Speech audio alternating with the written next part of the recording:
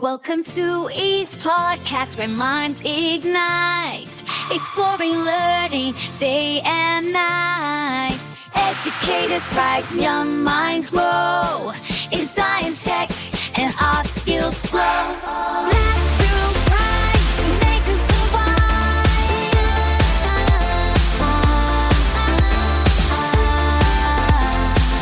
Ease of funny minds, so future strive. Welcome to Ease Podcast. This podcast is produced by EASE, the European network of STEAM educators, uniting STEAM educators from Europe and all over the world. This product may contain traces of artificial intelligence inside. Join us and find a handful of educational resources at easeeducators.com. All right, welcome back to the deep dive. Today we're diving into a really interesting topic. It's all about the connection between learning by doing, that hands-on approach and this apparent decline in some really basic skills that we're seeing across Europe. And then we're going to tie all that into the potential of STEAM education. So basically, we're trying to figure out how making stuff can actually help solve some pretty practical problems. Yeah, and what's really interesting is how this whole thing goes way beyond just kids playing with toys, right?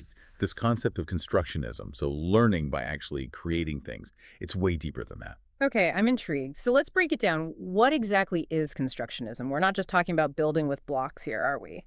Well, you're kind of on the right track. It all starts with this idea that people learn by building knowledge in their minds. That's constructivism.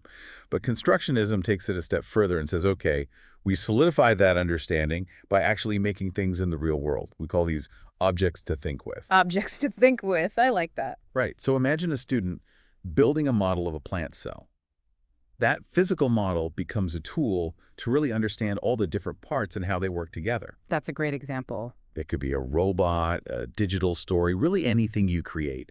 The key difference is you're not just thinking about something, you're making it real. Makes sense. Okay, so how does this all connect to the concerns about declining basic skills in Europe? I've heard something about that. What's going on? Yeah, there are some worrying trends. We've got studies from countries all over, the Czech Republic, Germany, Belgium. They're showing a decline in fine motor skills. Mm-hmm. So things like holding a pencil properly, using scissors, even tying shoelaces. Wow, really? Like basic stuff? Exactly. In fact, there's data from the Czech Republic showing a significant number of children having trouble with basic motor coordination. And this is often linked to more and more screen time and less opportunity for hands-on play. So less time playing outside, building things, getting messy. Exactly. And this isn't just about physical skills, though, right? There's a digital side to this as well? Absolutely. Reports show almost half of young people in Europe lack essential digital skills. And digital literacy rates among teenagers are either flatlining or even dropping in many EU countries. Even the EU itself admits there's a big skills gap, not just in digital areas, but in core subjects too. So it sounds like there's a real concern that even though kids are growing up surrounded by tech, they're not necessarily learning how to use it effectively, how to problem solve with it. Exactly. They're digital natives in a sense, but their engagement is often passive. Right. Right. Just consuming content instead of actively creating and solving problems. Okay, so this is where STEAM comes in. Science, technology, engineering, the arts, and math. So how does this whole interdisciplinary approach connect to this idea of learning by making and maybe even address these skill gaps? STEAM education deliberately brings all these subjects together to tackle real-world problems. It's about developing practical skills like, thinking outside the box, taking risks, knowing how to solve problems, but also those crucial skills like working together and getting those creative juices flowing. I like how STEAM incorporates the arts. It's not just about the hard sciences. Right. And when we say arts, we're talking about a broad spectrum, visual arts, design, language, music, even drama. It's about bringing those unique perspectives to the table. The goal is to drive innovation by combining logical, scientific thinking with that creative, design-focused approach. I like that. Okay, so let's get specific.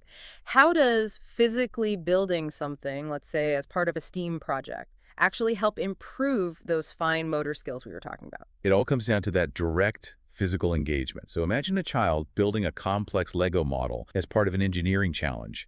They're using their hands to manipulate all these tiny pieces, fitting them together precisely. Those actions are directly building dexterity and hand-eye coordination. In this case, the object to think with isn't just the finished model, but the process of building it.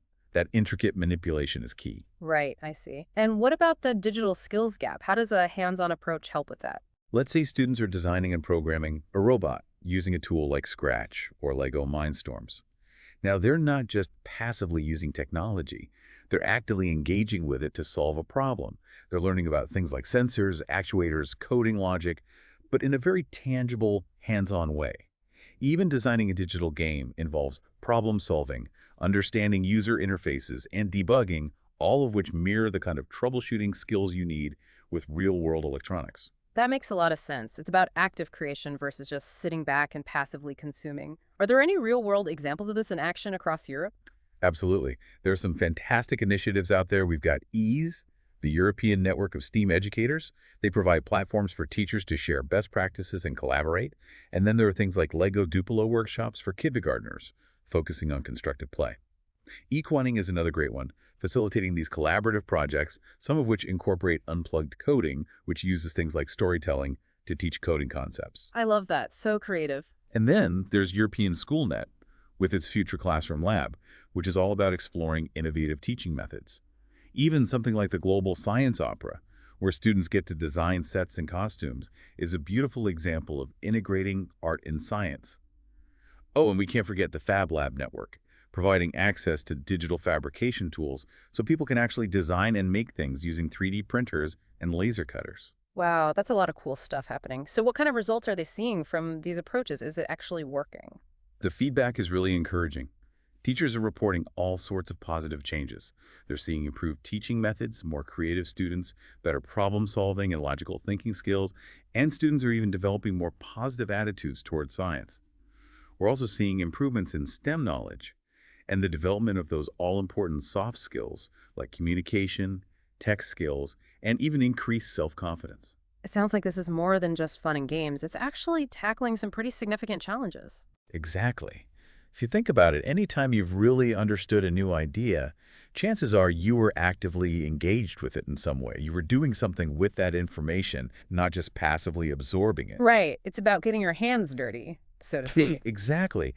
This deep dive really highlights how powerful that principle is and how it can shape how we learn and equip the next generation with the skills they need to thrive in this increasingly digital world. It's definitely a lot to think about. Thanks for taking this deep dive with us. My pleasure. And for our listeners, I'd love for you to consider this. When have you learned something new most effectively? Was there an element of active creation involved? How can we apply this understanding to the way we learn and teach in our rapidly evolving digital landscape? Food for thought. Thanks for joining us on The Deep Dive. Welcome to EASE Podcast, where minds ignite. Exploring learning day and night. Educators thrive, young minds grow. In science, tech, and art skills flow. Natural pride to make us survive.